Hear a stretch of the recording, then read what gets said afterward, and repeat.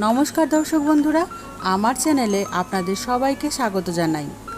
আজ নিয়ে হাজির হলাম গোটা পেঁয়াজ ও রসুন দিয়ে চিকেনের ঝোলের একটা দুর্দান্ত রেসিপি আপনাদের সাথে শেয়ার করার জন্য।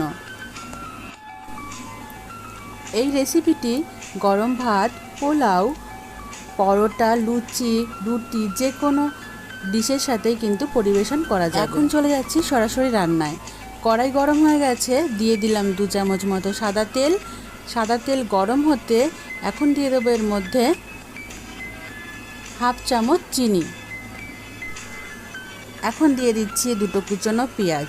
আমি এখানে মাঝারি সাইজের 2 পেঁয়াজ আগে থেকে কুচিয়ে নিয়েছিলাম, সেই পেঁয়াজটাই এখন তেলের মধ্যে দিয়ে দিলাম। খুব ভালো করে পেঁয়াজটা ভেজে নেব।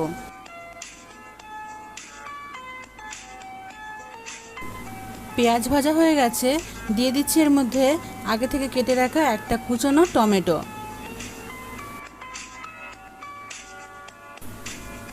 পেঁয়াজ আর টমেটো ভাজা হয়ে গেছে, টমেটো নরম হয়ে এসছে।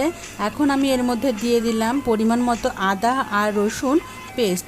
দিয়ে দিচ্ছি এর মধ্যে 1 চামচ নুন, 1 চামচ হলুদ। এখন দিয়ে দেবো 4টে শুকনো লঙ্কা আগে থেকে পেস্ট করে রেখেছিলাম, সেই পেস্টটা। এখন দিয়ে দেবো 1 চামচ মতো গরম মশলার গুঁড়ো। এবার সমস্ত মশলাটা খুব ভালো করে কষাবো। যতক্ষণ না মশলা থেকে তেল ছেড়ে আসে ততক্ষণ পর্যন্ত কিন্তু কম আঁচে মশলাটা কষিয়ে নিয়েছি। এখন দিয়ে দিচ্ছি এর মধ্যে দেশি মুরগি। আমি এখানে 750 গ্রাম মতো দেশি মুরগি নিয়েছি। আপনারা চাইলে এখানে কিন্তু ব্রয়লার মুরগি দিয়েও রান্নাটা করতে পারেন।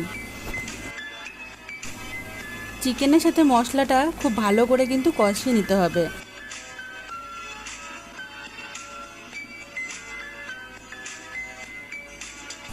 2 থেকে 3 মিনিট আমি কিন্তু অনবরত আঁচ মাঝারি রেখে এভাবেই কষিয়ে নিয়েছি।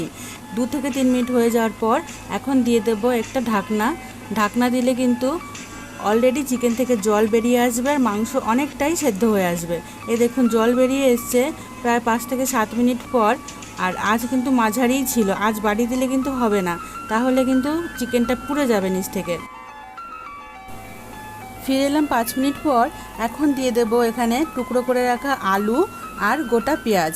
আপনারা চাইলে আলু আর পেঁয়াজটা কিন্তু আগে থেকে ভেজে রেখে দিতে পারেন, আর যখন ঝোলটা ফুটবে তখন দিয়ে দিলেও হবে। আমি এখানে কষানোর সময় দিয়েছি। আর দিয়ে দিয়েছি এর মধ্যে গোটা রসুন। আবারও 5 থেকে 7 মিনিট কিন্তু এভাবেই কষিয়ে নিচ্ছি।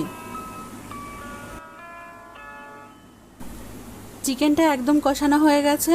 এখন দিয়ে দেবো এর মধ্যে ঈষৎ উষ্ণ গরম জল।